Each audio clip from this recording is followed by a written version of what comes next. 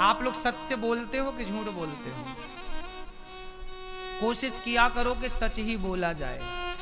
झूठ बोलना पाप है, नहीं असत्य समपातक पुंजा। असत्य से बड़ा कोई पाप नहीं है मैया? क्या बोलेंगे? सत्य। पर सत्य का ना कलयुग में हाल बड़ा बुरा है। सत्यम नास्ति तपः शौचम दया दानम न विद्यते। शौचम, पवित्रता कम है कलयुग में। क्या कम है मेरी माँ? पवित्रता। अच्छा ये बताओ, आप लोग नहा के भोजन बनाते हो कि भोजन बना के नहाते हो? मैया पहले बना लेती हो फिर नहाती हो? नहीं मैया, ओ गुलाबी मैया, पहले क्या करती हो? पहले नहा लेती हो। अच्छा ये बताओ, कितनी बार नहाना चाहिए दिन में? 1 बार, 2 बार, 3 बार, 4 बार? कितनी बार नहाना चाहिए बताओ? सत्यम नास्ति तपः शौचम। यहां शौचम शब्द का जो प्रयोग हुआ है वह इसलिए हुआ है कि आपकी शुद्धि बनी रहे। अपवित्र पवित्रो वा सर्वावस्थांगतोपि वा। बाहर की शुद्धि और भीतर की शुद्धि दोनों जरूरी है। इसलिए क्या करना चाहिए? आप जब लघुशंका जाओ तो लघुशंका जाने के बाद क्या करना चाहिए? 4 कुल्ला करना चाहिए और हाथ पांव धुलना चाहिए, तब शुद्धि होती है। और शौच करने के बाद क्या करना चाहिए? स्नान जरूर करना चाहिए। यदि आपने शौच किया और स्नान नहीं किया और आप पूरे घर में घूम रहे हैं तो क्या होगा? अशुद्ध हो जाएगा वो घर। फिर क्या होगा? देखो ऐसा है, ये बताओ कि मक्खी गंदी जगह पे आके बैठती है कि पवित्र जगह पे आके बैठती है? शुद्ध जगह में कि अशुद्ध जगह में? मक्खी कहां बैठती? मैया बैठ जाओ मेरी माँ, खड़े ना रहो मेरी माँ, बैठो।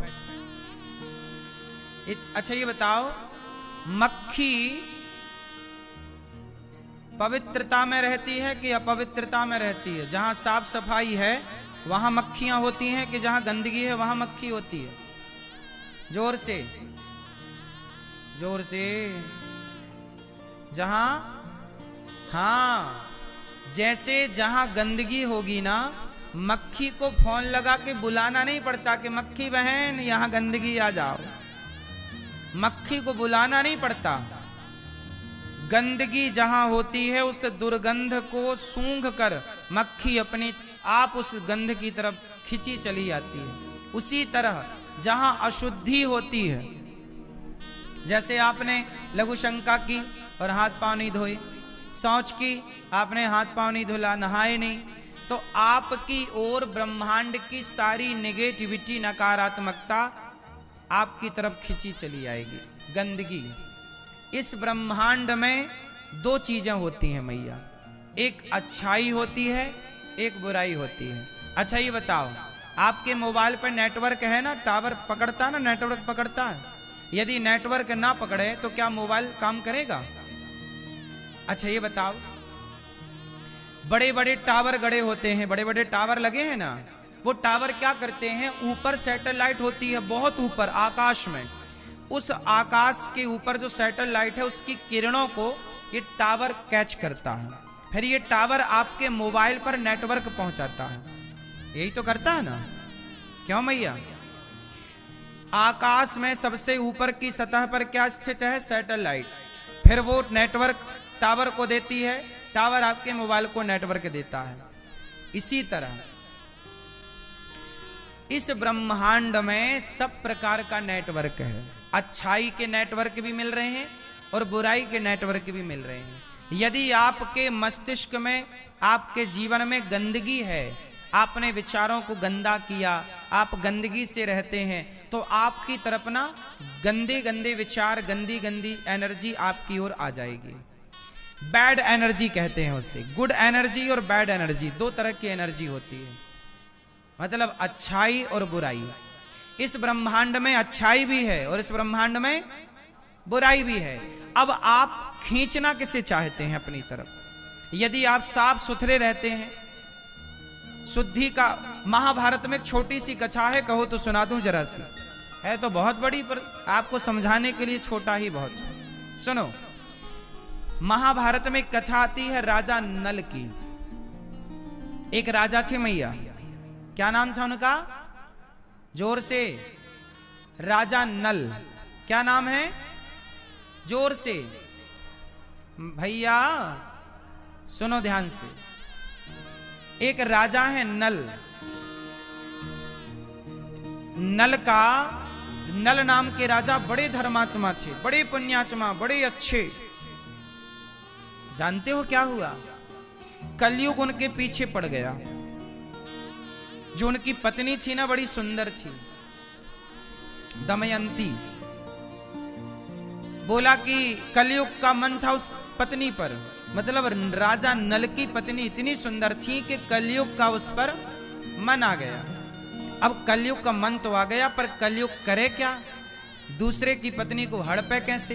भाई नियम तो सबके लिए है ना, कलयुग भी थोड़ी मर्यादा को उल्लंघन कर सकता है।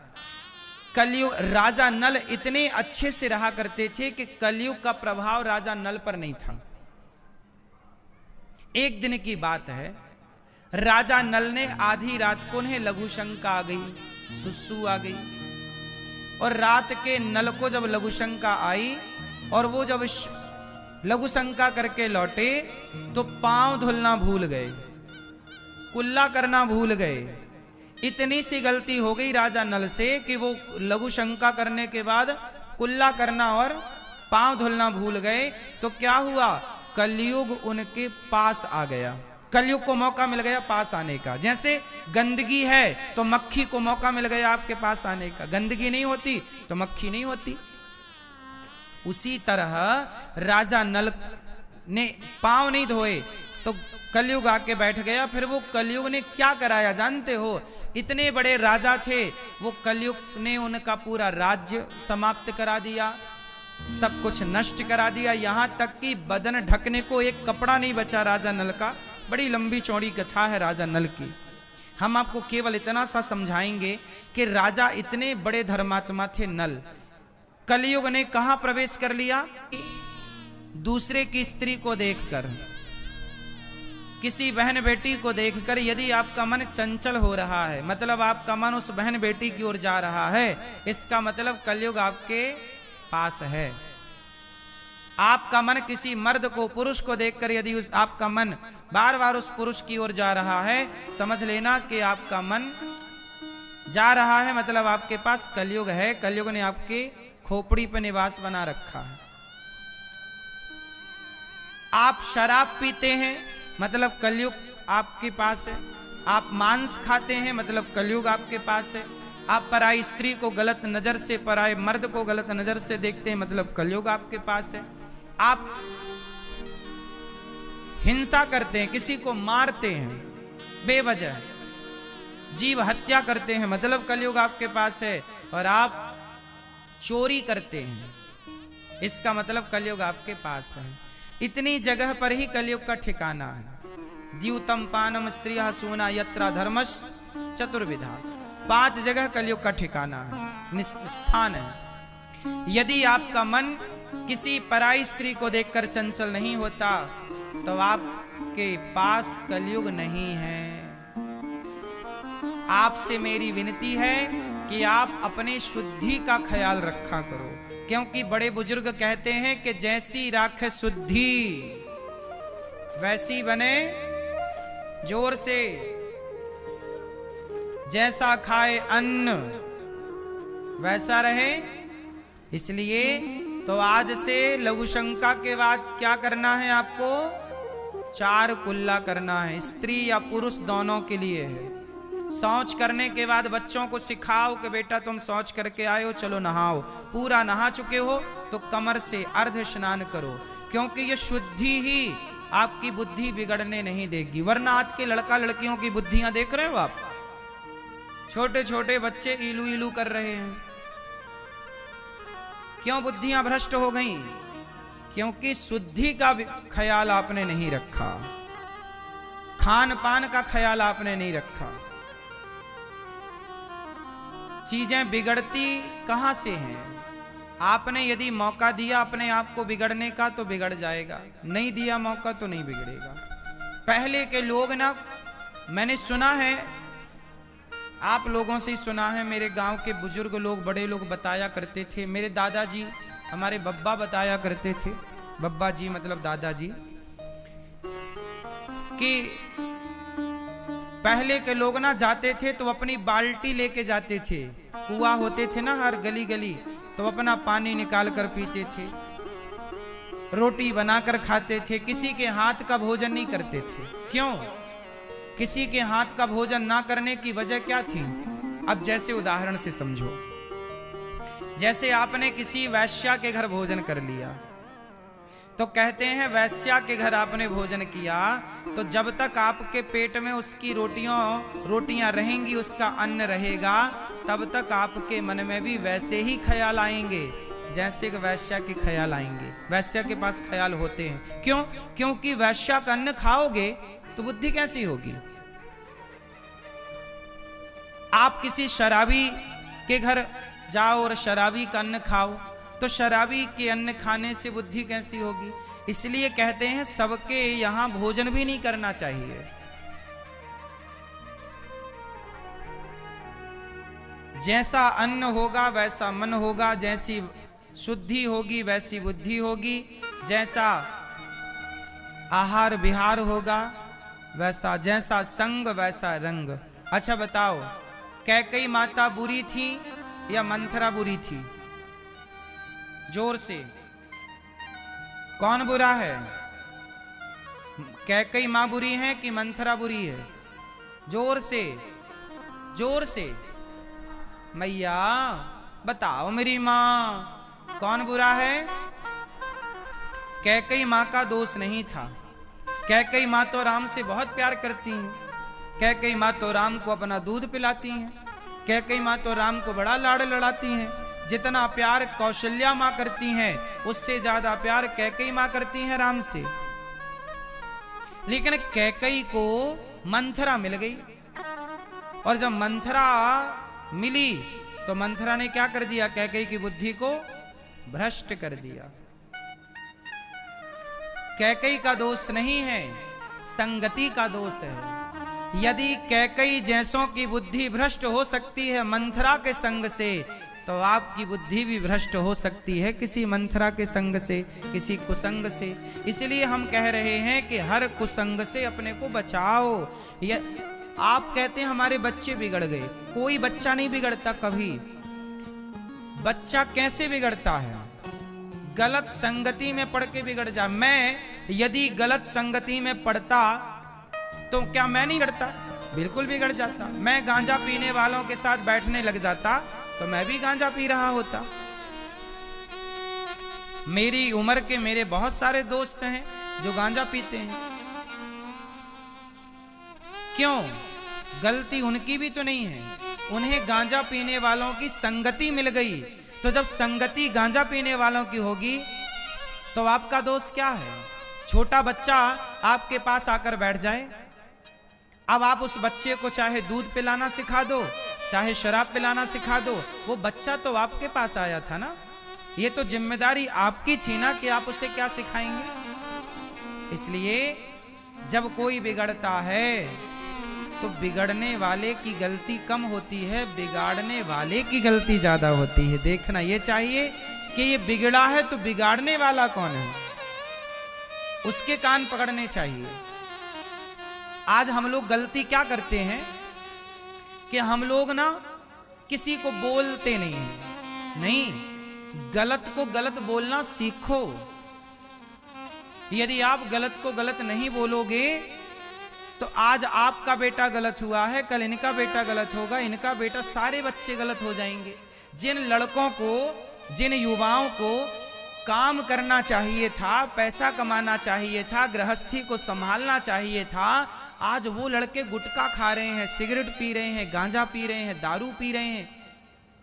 हमारे अपने क्षेत्र में कितने छोटे छोटे बच्चे गुटखा खा रहे हैं, कितने छोटे छोटे बच्चे गांजा पी रहे हैं। क्या हम सबकी जिम्मेदारी नहीं है? अब जैसे हमारे गांव में पहले ये हाल था कि कोई भी लड़का बीड़ी पीता था ना, और कोई गांव का बड़ा बुजुर्ग आ जाए तो वो बीड़ी फेंक देता था। मतलब कोई भी बूढ़ा होता था उसका सम्मान करता था। हमारी उम्र के लड़के बीड़ी पीते थे, और गांव का कोई बूढ़ा आ जाए ना तो बीड़ी फेंक देता था या बुझा देता था। यार इतना मतलब बड़ों के प्रति सम्मान था। अब तो बूढ़े के मुंह पे वो धुआं फेंक रहा है मुंह से निकाल कर। अब तो बिल्कुल इज्जत नहीं कर रहा है, हाँ या ना? इसलिए अभी समय है संभल जाने का। मैंने बीड़ी ना पीकर, गांजा ना पीकर, शराब ना पी करके मैंने सेवा करना चुना, तो देखिए भगवान ने सेवा में लगाए रखा। भगवान सबको मौका देते हैं, भगवान सबको अवसर देते हैं। कोई अपने समय का सदुपयोग कर लेता है तो कोई अपने समय का सदुपयोग नहीं करता। भगवान अवसर सबको देते हैं। इसलिए मेरी प्रार्थना है कि सबसे पहले हम अपनी संगति को ठीक करें, आसपास के माहौल को ठीक करें। कोई भी गांजा पीता दिख जाए तो हर बूढ़े का कर्तव्य है कि उसके गाल में 2 थप्पड़ तो जमा दो बिना पूछे। क्यों रे साले गांजा पीता? सोचो कि मेरा बेटा यदि कोई गलत रास्ते पर चल पड़ा तो क्या केवल मेरी जिम्मेदारी है कि मैं उसे सही रास्ते पर लाऊं? क्या समाज की और आप लोगों की जिम्मेदारी नहीं है? अरे आपका बेटा गलत रास्ते पर चल पड़ा तो क्या मेरी जिम्मेदारी नहीं है? बेटा किसी का भी हो, बेटा तो बेटा है। कोई भी बच्चा कहीं भी कुछ गलत करते मिल जाए तो हर बड़े हर बूढ़े का कर्तव्य है कि वो उसे खड़े होकर डांटे। क्यों रे? ताकि एक डर पैदा हो कि यार कोई भी बूढ़ा में डांट सकता है, कोई भी। अब देखो आज के जमाने में क्या है ना, कोई किसी को बोल ही नहीं रहा है, कोई किसी को रोक ही नहीं रहा है। तो होता क्या है, जब आप रोकेंगे नहीं, टोकेंगे नहीं, तो बात बिगड़ती चलेगी। कोई हो रोकने वाला, कोई हो टोकने वाला। जब आदमी रोकने, अच्छा ये बताओ, पतंग उड़ती है आकाश में तो पतंग को रोकने वाला कौन होता है?